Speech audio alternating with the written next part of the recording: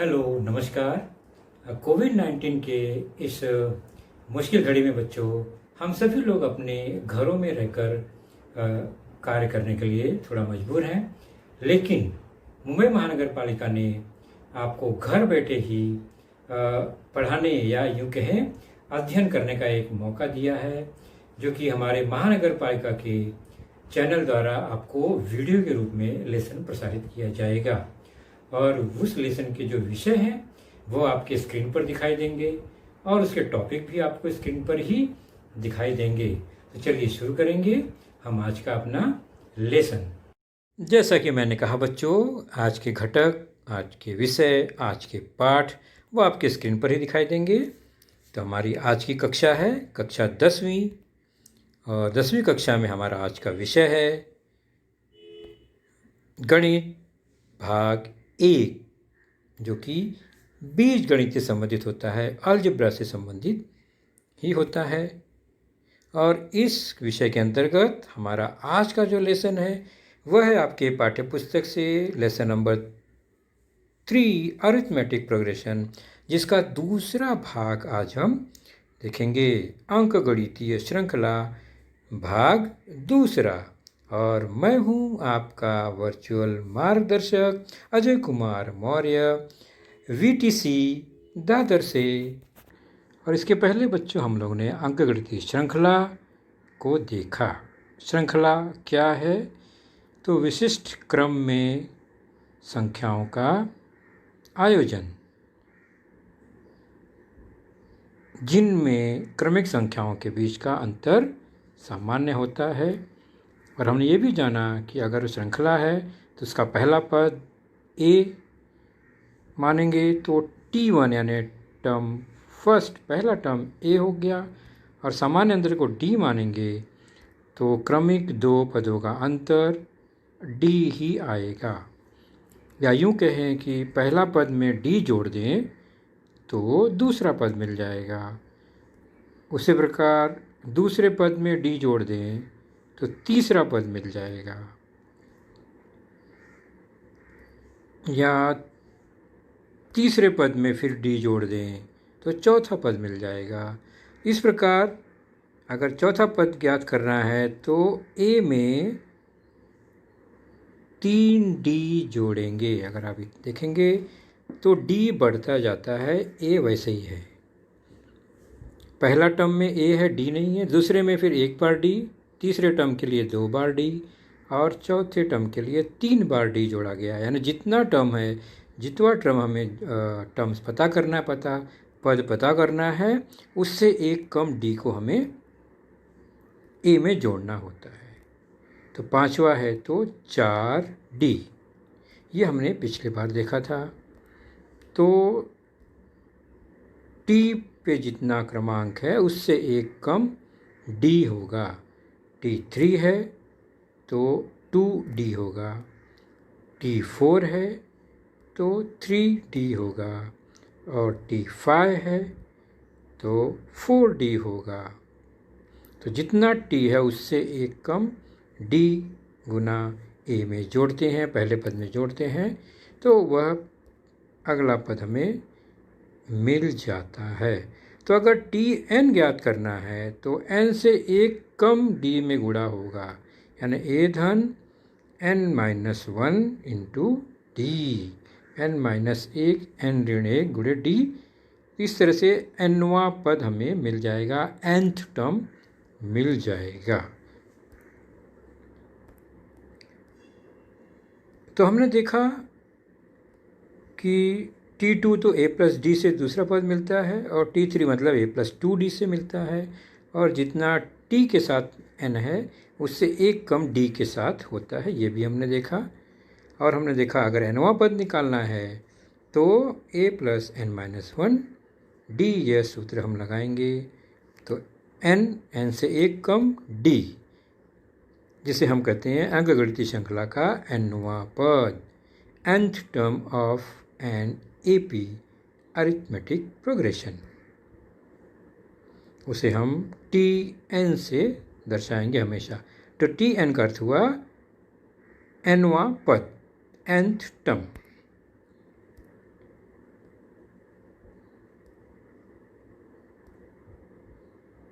तो nवां पद का सूत्र हमें एक मिल गया। अगर हमें इसी प्रकार 100वां निकालना है, 100वां पद, तो तुरंत सूत्र में कैसे लगाएंगे? a प्लस n की जगह पे 100 माइनस 1 d, अर्थात हमें मिलेगा a plus 99 into D. a पहला पद फिक्स है, d सामान्य अंतर फिक्स है, वह रखकर हमें फिर 100वां पद मिल जाएगा। किसी अंकगणितीय श्रृंखला में अगर 100वां पद निकालना हो तो इसी तरह उसका मान रखा जाता है। तो टी से जितना अंक है उतना अंक यहाँ पर डी में से एक कम दिखाई देता है। उसी आधार पर एक प्रश्न संग्रह 3.2 का तीसरा प्रश्न लेते हैं। अरिथमेटिक प्रोग्रेशन दिया गया है 12, 16, 20, 24। उसमें हमें 24वां पद 24th टर्म जो है वो फाइंड करना है, पता लगाना है। तो अंकगणितीय श्रृंखला 12, 16, 20, 24 दी गई है। इस श्रृंखला का 24वां पद ज्ञात कीजिए। तो क्या क्या दिया गया है? दी गई अंकगणितीय श्रृंखला का यह 12, 16, 20, 24 है। इसमें हमें पहला पद पता है T1 12, जिसे हम A से डिनोट करेंगे, T2 16, T3 20, इसी क्रम में आगे दी गई है सभी पद। और इसमें जो n है, यानी कितवा पद ज्ञात करना है, तो वह दिया गया है प्रश्न में 24। तो n इक्वल टू 24। तो 24वां पद ज्ञात करने के लिए पहले हमें सामान्य अंतर ज्ञात करना पड़ेगा। और सामान्य अंतर दो क्रमिक पदों का अंतर लेते हैं। अगले में से पिछला पद घटाएंगे। यहाँ 16 T2 है और 12 T1 है, उनका अंतर 4। यही होगा सामान्य अंतर, क्योंकि श्रृंखला पहले से ही दी गई है, अंकगणितीय श्रृंखला है ये। तो D हो गया 4 और बाकी N 24, A 12 ऊपर दिखाई दे रहा है। सूत्र लगाएंगे nवां पद का सूत्र, तो हमें 24वां पद निकालना है। तो N 24 इक्वल टू A हो गया 12 प्लस N है हमारा 24 माइनस 1 गुणे D वह है 4। अब इसको हल करेंगे, मिलेगा हमें 12, 24 में से 1 घटाएंगे 23 और गुणे 4, तो यह हो गया 12 धन 23 गुणे 4 92, 92, 12 प्लस 92 और आ गया T24 इक्वल टू 104। तो 24वां पद 24th टर्म इक्वल टू 104, 104। तो श्रृंखला दी गई है, हमने 104 प्राप्त किया, 24वां पद प्राप्त कर लिया। यहाँ पर 24वां पद हमने लिखा नहीं है, लेकिन हमने उसको प्राप्त कर लिया, यानी पूरी श्रृंखला लिखे बगैर ही हमने प्राप्त कर लिया कि 24वां पद कौन सा होगा। सूत्र था Tn equal to A plus n-1 D, इसे ध्यान में रखेंगे। अगला है 3.2 का दूसरा प्रश्न। Decide whether following sequence is an AP, if so find the 20th term of the progression -12, -5, 2, 9, 16, 23 and 30। ये प्रोग्रेशन दिया गया है। हमें पता लगाना है कि क्या यह अनुक्रमणिका श्रृंखला है, अंकगणितीय श्रृंखला है, और अगर है तो 20वां पद ज्ञात करो। तो श्रृंखला अंकगणितीय है, प्राप्त करने के लिए हमें सामान्य अंतर चेक करना होगा। तो दी गई श्रृंखला में पहला पद T1 -12 A है, T2 -5, T3 2 है। और हम क्या करेंगे, और n जो दिया है यहाँ पर 20वां पद ज्ञात करना है 20। तो हम दो क्रमिक पदों का अंतर चेक करेंगे। पहले T2 माइनस T1 चेक कर लेते हैं। तो T2 है -5, T1 है -12, उनका अंतर अगर चेक करें तो -5 प्लस 12 हो गया और ये हो गया 7 के बराबर। उसी प्रकार और एक क्रमिक जोड़ी का अंतर चेक करेंगे, दो जोड़ी कम से कम चेक करेंगे। T3 और T2 का अंतर देखते हैं। T3 2, T2 -5, अंतर हो गया 2 प्लस 5 इक्वल टू 7। तो दो क्रमिक पदों का अंतर यहाँ चेक किया तो दोनों समान आया, 7 आया। तो T2 माइनस T1 और T3 माइनस T2 ये दोनों समान हैं। तो जो अंतर आया वो सामान्य आया, यानी सामान्य अंतर है ये, तो इसी को हम कहेंगे D। तो हमें D मिला, सामान्य अंतर 7 जो है वो मिला, इसलिए हम क्या कहेंगे कि दो क्रमिक पदों का अंतर 7 एक सामान्य अंतर D के बराबर ही है। सामान्य अंतर हुआ, दोनों के लिए सामान्य है 7 7, इसलिए दी गई श्रृंखला एक अंकगणितीय श्रृंखला है। और अब हमें पहला पद पता ही है, D 7 पता है, n 20वां हमें ज्ञात करना है, तो Tn का सूत्र लगाएंगे और 20वां पद T20 बराबर a माइनस 12, n-1 मतलब 20 माइनस 1 और D है 7। हल करेंगे, -12 प्लस 20 माइनस 1 19 इंटू 7। हल करेंगे, T20 is equal to -12 plus 19 into 7 that is 133। इसको आगे सरल कर देंगे, T20 is equal to 121, 20वां पद हुआ 121। तो श्रृंखला अंकगणितीय श्रृंखला है क्योंकि सामान्य अंतर D था और 20वां पद जो है वो 121 मिला। तो nवां पद ज्ञात करने का सूत्र ध्यान रखेंगे, Tn equal to a plus n-1 D। इसी प्रश्न संग्रह का एक छठा प्रश्न देखते हैं। Find how many 3 digit natural numbers are divisible by 5। यानी 3 अंकों वाली प्राकृतिक संख्या समूह में 5 से विभाज्य कितनी संख्याएं हैं। श्रृंखला नहीं दी गई है, लेकिन क्या दिया गया है, 3 अंकों की संख्या, और वो भी 5 से विभाज्य की संख्या।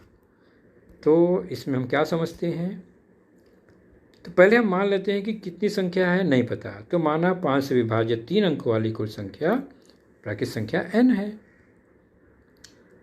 और 5 से विभाज्य होने वाली पहली प्राकृतिक संख्या कौन सी होगी, तो पहली प्राकृतिक संख्या 3 अंकों की 100 ही है और वह 5 से विभाज्य है, तो वो पहला a हो गया। और 3 अंकों की बड़ी संख्या सबसे कौन सी है, 999 999, लेकिन 5 से विभाज्य कौन सी है, तो 995 जो है वो 5 से विभाज्य है, तो वह nवां हो गया Tn।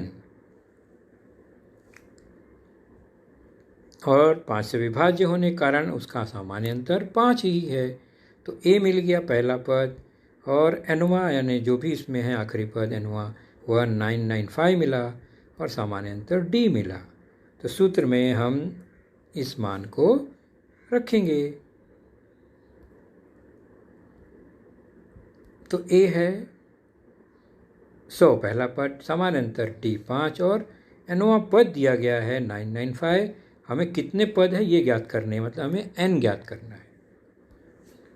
तो Tn का मान 995 दिया गया है, nवां पद, a पहला पद, n हमें पता नहीं, D सामान्य अंतर।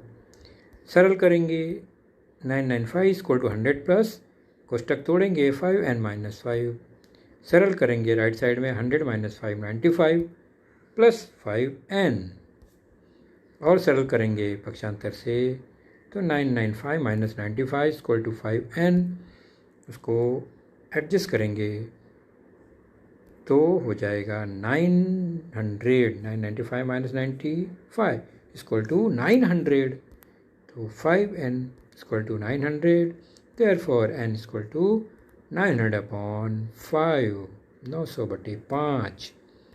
सरल कर देंगे इसको संक्षिप्त रूप, तो आएगा 180, n इक्वल टू 180, मतलब 5 से विभाजित 3 अंकों की कुल संख्या कितनी है, 180। तो इस सूत्र में कोई भी 3 जानकारी अगर दी गई है तो हम चौथी जानकारी आसानी से निकाल सकते हैं। तो nवां पद ज्ञात करने का सूत्र हमने पता लगाया। अब चलते हैं अंकगणितीय श्रृंखला के सभी अंकों का योग ज्ञात करना, यानी जितना अंक दिया गया है उनका योग ज्ञात करना। अंकगणितीय श्रृंखला के प्रथम n पदों का योगफल, प्रथम का मतलब होता है उसका शुरुआत दिया गया होगा, कहाँ से कितना पद यानी सीमित पद हैं वो, उसको उसका योगफल हमें कैसे ज्ञात होगा, कैसे ज्ञात करेंगे? Sum of first n terms of an AP, यानी n पदों का योगफल, जैसे कि सम है s, n पदों का योगफल है तो SN से दर्शाते हैं। TN मतलब nवां पद, SN मतलब n पदों का योगफल। जिसको समझ लेते हैं हम अच्छी तरह से। यह एक उदाहरण है, 5, 10, 15 अंकगणित श्रृंखला है। इनमें पदों का योग अगर ज्ञात करना हो बच्चों तो हम क्या करेंगे? सभी पदों को T1, T2, T3 जो भी है, यहाँ पर 9 पद हैं, तो 9 पदों को हम जोड़ेंगे अगर, तो हमें 9 पदों का योग मिल जाएगा। ये तो बहुत आसान है जोड़ना। 9 पद का योगफल ज्ञात करना है तो SN यानी सम ऑफ 9 टर्म, और वो हमें ज्ञात करना होगा। SN संकेत में लिखा गया है इस तरह से, इसका मतलब 9 पदों का योग। तो हम प्लस लिख के, धन लिख के सभी पदों को जोड़ते हैं। यह एक सामान्य तरीका हुआ। लेकिन अंकगणित श्रृंखला में अगर यह पद बहुत अधिक है, यहाँ तो 9 ही हैं, उससे ज़्यादा हो, अलग अलग संख्या हो, तो हमें इस तरह से जोड़ने में बहुत दिक्कत आएगी। चलिए, तो इसके लिए हम एक सिंपल सा फॉर्मूला इस्तेमाल करते हैं। तो ये एक तरीका हो गया। चलिए, इसी को एग्जाम्पल से हम एक नया फॉर्मूला खोजते हैं कि अगर 9 पद हैं तो उसका योग कैसे ज्ञात करेंगे? 9 को जोड़कर। अब वापस से उसी को लिखते हैं, लेकिन जो पहला पद है उसको लास्ट में और जो आखिरी पद है उसको पहले लिखेंगे, यानी उल्टे क्रम में लिखते हैं। 45 पहले, फिर 40, 35। हमने क्या किया? क्रम बदल दिया, पहले को आखिरी में, आखिरी को पहले में। अब ध्यान से निरीक्षण कीजिए बच्चों, पहला और आखिरी पद को उसी क्रम में जोड़ते जाएंगे अगर, तो एक निश्चित संख्या हमें प्राप्त होती है शुरू से लेकर अंत तक। 5 है, नीचे 45 है, 50, 10, 40, 50, 15, 35, 50। यानी हमें क्या मिल रहा है कि वो जो जोड़ी है दोनों श्रृंखला में, उनको जोड़ देते हैं अगर, S9 2 बार है तो हमें 50, 50 मिलेंगे। कितनी बार मिलेंगे? जितने पद हैं, 9 संख्या है, 9 बार 50 मिलेगा। तो S9 है तो 9 बार 50 मिला, तो 50 गुणे 9 के बराबर हो गया ये 450। तो S9 क्या हुआ? 9 पदों का योग कितना होगा? ये तो 2S बराबर 450 हुआ। तो S9 बराबर 450/2, 2 से भाग दे देंगे क्योंकि वहाँ 2S था, और भाग देने पे आया 225। तो इस तरह से ये आसानी से मिल गया। जोड़ी जोड़ी में 9 का गुणा कर दिया, उसके बाद में उसका आधा कर दिया, तो बन गया हमारा 9 पदों का योग, जो श्रृंखला भी दी गई थी। चलिए, अब हम फॉर्मूला इस्तेमाल करते हैं। हमारे पास अंकगणित श्रृंखला क्या है? कुछ याद कीजिए। अगर पहला पद A है, पहला टर्म्स A है, पहला टर्म, तो दूसरा पद जो होगा A + D होगा, तीसरा A + 2D, चौथा A + 3D। इस तरह से हम ये क्रम बढ़ाते हैं। इसी प्रकार अगर हमें n पदों तक ले जाना है तो ... ND तक हम जाएंगे। तो SN का मतलब हुआ T1, T2, T3, यानी जितने पद है उसका योग, n पदों का योग।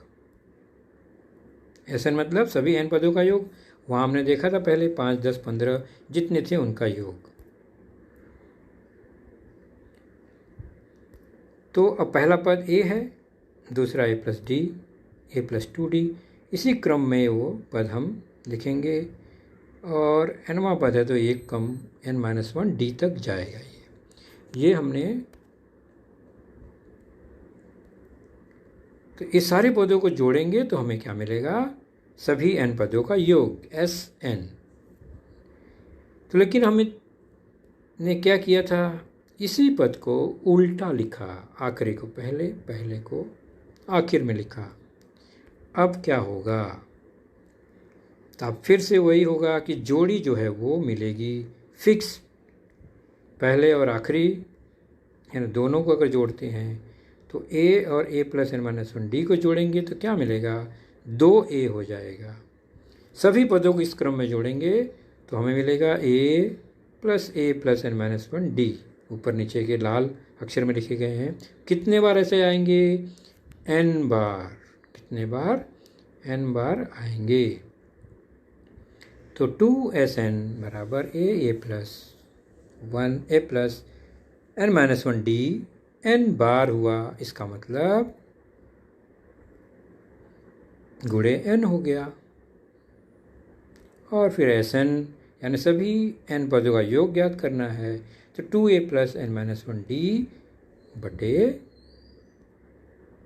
2 गुणे n हो गया। इसको सरल रूप दे देंगे तो n बटे 2 एक तरफ और 2a plus n minus one D, यानी हमें पहला पद, सामान्य अंतर और कुल पदों की संख्या पता है तो हम सभी पदों का योग ज्ञात कर सकते हैं। पद में कितने अंक गणितीय श्रृंखला में चाहे कितने भी पद क्यों ना हो, चाहे हजारों पद क्यों ना हो, हम इस तरह से उनका योग ज्ञात कर सकते हैं बिना प्रत्यक्ष जोड़े। यही हमें एक सूत्र मिलता है। तो हमें क्या याद रखना है, nवां पद के लिए Tn बराबर a plus N minus one D और n पदों के योगफल के लिए Sn बराबर n बटे 2 2a plus N minus one D. अगर 2a plus N minus one D जो कोष्टक में है उसको ध्यान से देखेंगे अगर आप, तो ये a plus A N minus one D के बराबर है और a और ब्लू में a plus N minus one D जो है वो Tn के बराबर है। ऊपर देखिए तो a पहला टर्म और Tn आखिरी टर्म। तो हम Sn को इस तरह भी ज्ञात कर सकते हैं, आवश्यकता होने पर Sn बराबर n बटे 2 गुणे पहला पद धन आखिरी पद। अगर पहला और आखिरी पद पता है तो हम उनके बीच के सभी पदों का योगफल ज्ञात कर पाएंगे अगर वो अंकगणितीय श्रृंखला में है तो। चलिए एक प्रश्न हल कर लेते हैं। First term and common difference of an AP are 6 and 3 respectively. Find S27. तो फर्स्ट टर्म दिया गया है A और कॉमन डिफरेंस D 3, हमें S27 ज्ञात करना है। किसी अंकगणितीय श्रृंखला का प्रथम पद 6 तथा सामान्य अंतर 3 हो तो S27 ज्ञात कीजिए। तो दी गई जानकारी में पहला पद T1 A जो कि वह 6 है और D 3 है। S27 याद करना है। 27 क्या है, वो N है, तो N 27 है। तो सूत्र सीधे सीधे लगाएंगे। Sn बराबर n बटे 2 याद कीजिए, कोष्टक में 2a plus N minus one D. सीधे सीधे n 27 रख देंगे, 27 बटे 2 हो गया। 2a मतलब 2 गुणे 6, n है 27 माइनस 1 गुणे डी 3। सरल करेंगे, 27 बटे 2, 6 गुणे 2 12, 27 माइनस 1 26 गुणे 3। सरल करेंगे तो आ जाएगा 27 बटे 2 12 धन 26 गुणे 3 मतलब 12 गुणे 78 78। हल करेंगे और आगे सरल करते हुए तो हो गया मल्टीप्लाई बाय 90 और फिर ये हो गया 27 इंटू 45, 2 से कट गया 90 और अंत में आया S27 इक्वल टू 1215 1215 1215। ये हो गया 27 पदों का योग उस श्रृंखला का जिसका पहला पद 6 है, सामान्य अंतर 3 है। तो बच्चों, आपने देखा आज का लेसन, उसके प्रमुख मुद्दों को ध्यान से बार बार दोबारा देखकर समझने का प्रयास कीजिए, क्योंकि एक बार देखने पर किसी को भी वो पूरा मुद्दा समझ में नहीं आता। तो जैसे ही हम 2 बार 3 बार देखेंगे तो हमें वह समझ में आने लगेगा। और इसके आगे की जानकारी जो होगी बच्चों, वह निश्चित ही हमारे अगले वीडियो में होगी। तो उस वीडियो को देखने के लिए उसकी सूचना प्राप्त करने के लिए जो नीचे सब्सक्राइब का बटन होता है उसे जरूर प्रेस कीजिए और नोटिफिकेशन ऑन रखिए, ताकि जैसे ही हमारा लेसन चैनल पर डाला जाएगा आपको वह तुरंत प्राप्त होगा। तो अपना ख्याल रखिए, सुरक्षित रहिए। Thank you.